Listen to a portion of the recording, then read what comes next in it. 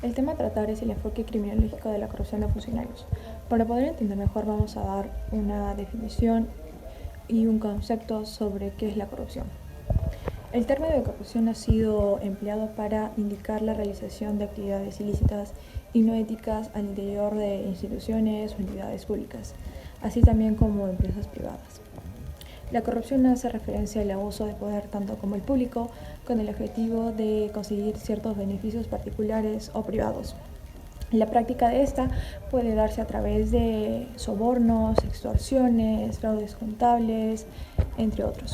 De acuerdo al catedrático norteamericano Joseph Nye, él establece que la corrupción es la conducta que se desvía de las obligaciones de orden público normales debido a los intereses personales o los beneficios monetarios o de orden social, o también o que violan normas respecto al uso de ciertas influencias con fines personales. Pasamos al concepto de corrupción desde un punto de vista criminológico. La corrupción es un fenómeno que se puede identificar por estar vinculado al crimen organizado.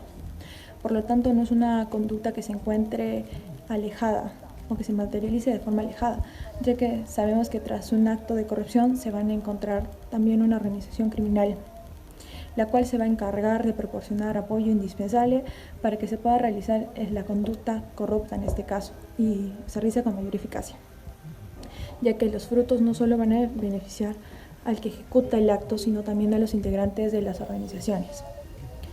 Las investigaciones criminológicas podrán brindarnos conocimientos sobre el fenómeno criminal, en este caso es la corrupción, ¿no? Y pues dada su cientificidad, resulta posible que se pueda observar y se pueda comprender mejor la realidad. Por lo tanto, al entender o al conocer la realidad, es factible brindar una explicación apropiada. Respecto al tema de corrupción, se puede aseverar entonces que es un problema multicasual. Entonces, resulta totalmente raro afirmar que existe solo un medio para poder prevenirla o reducirla. La política criminal debe volverse eficiente y eficaz. Y cuando esta se vuelva, como ya habíamos mencionado, se va a pretender solucionar el problema central y no crítico que viene a ser un problema de último minuto, por así decirlo. Los sujetos que intervienen en la corrupción son el corruptor y el corrupto. El corruptor es el que corrompe y el corrupto es el que se deja corromper.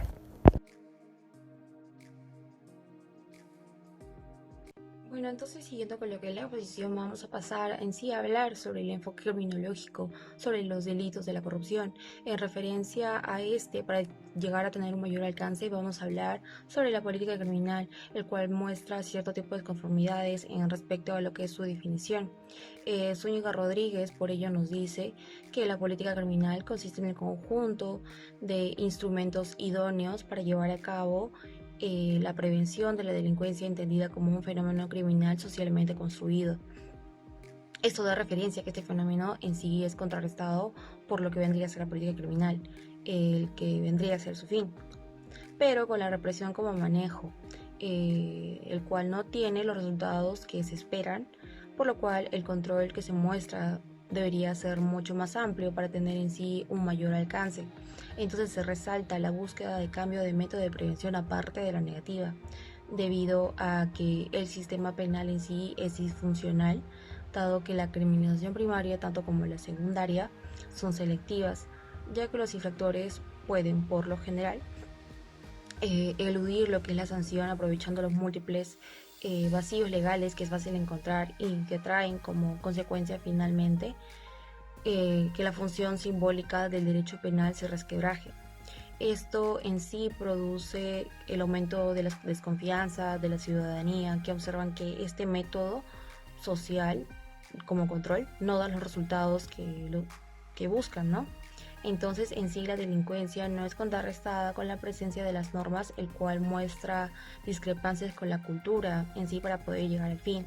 Es decir, que se refleja la contradicción entre los medios sociales y las aspiraciones culturales establecidas.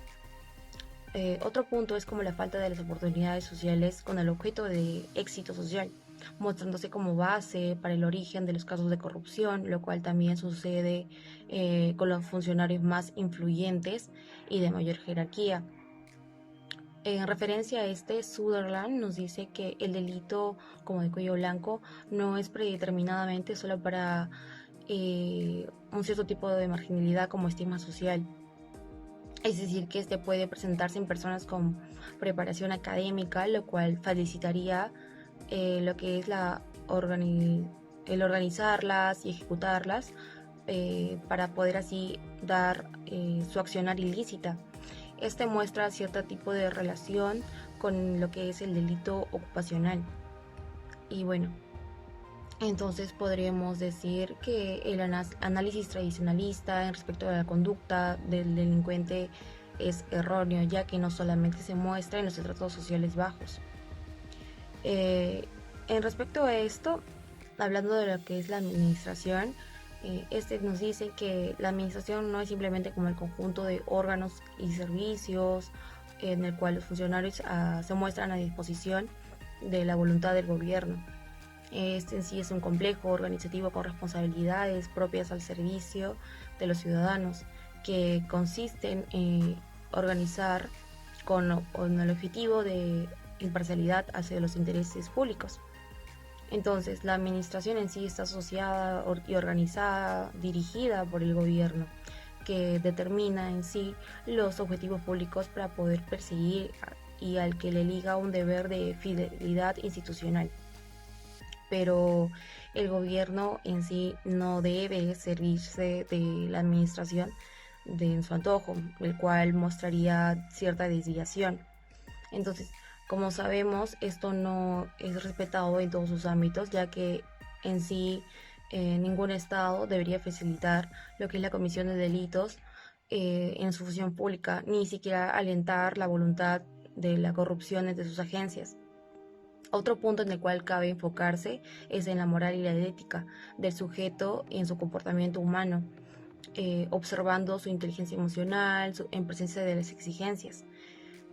Otro medio también que se debe tocar a enfocar son los medios de la solución dentro de la problemática respecto del funcionario, sin llegar en sí a lo que es al sistema penal, las cuales son como las solicitudes de renuncia a los sujetos activos, despidos sin responsabilidad patronal, los arreglos económicos o el simple ocultamiento del hecho. Eso se daría en sí para poder evitar lo que es la publicidad del acto ilícito, con lo que supuestamente se evita un daño aún mayor al ente y a su imagen.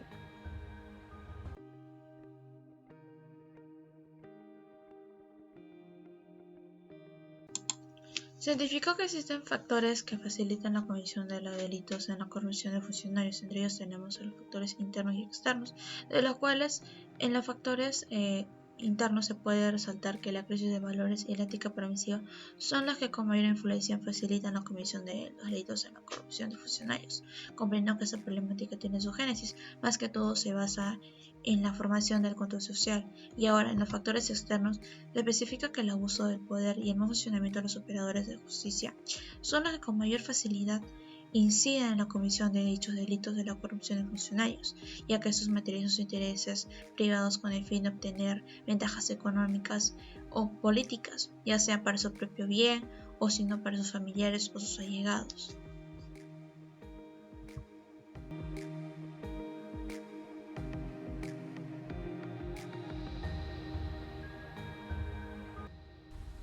Mi nombre es Yanieres Bolaños y continuaré hablando sobre las instituciones como factor de corrupción.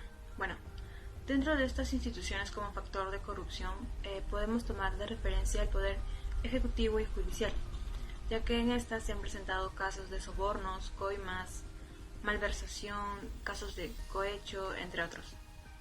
En cuanto al poder judicial, este se encuentra conformado por órganos jurisdiccionales encargados de administrar justicia en nombre de la nación y por órganos que ejercen su gobierno, así como también la administración. Al mismo tiempo, el sistema de justicia es una de las instancias encargadas de procesar y condenar este tipo de delitos. Sin embargo, ha sido notoria la falta de eficacia sobre estos procesos cuando se trata del enriquecimiento ilícito de personas ligadas al poder. Por otro lado, el Poder Ejecutivo es la organización del gobierno y asimismo está al servicio de los intereses de la nación y que a su vez ejerce las funciones de gobierno del país, en la cual todas estas entidades de la administración pública del Poder Ejecutivo se organizan e integran en un régimen jerárquico sobre las bases de funciones y competencias.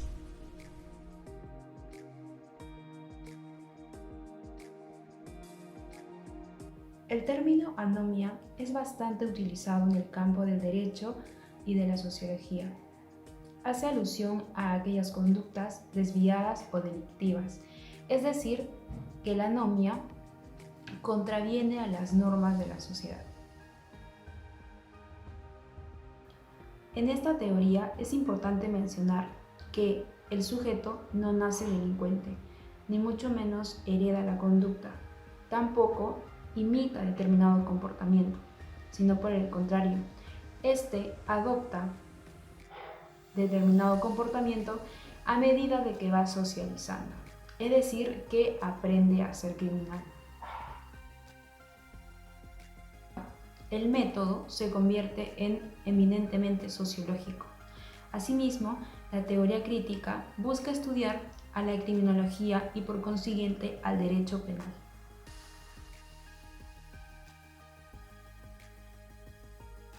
La muerte civil.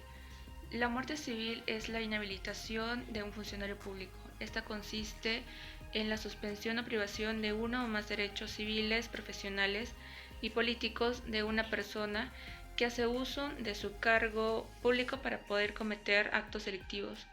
Es decir, se le priva a la persona de poder volver a ocupar un puesto en la administración pública. La inhabilitación puede ser temporal o perpetua. En el caso de la inhabilitación perpetua por actos de corrupción, se da por dos situaciones. La primera, que el funcionario sea integrante de una organización criminal, y la segunda, que estos actos de corrupción se encuentren relacionados con programas de asistencia, apoyo, desarrollo e inclusión social.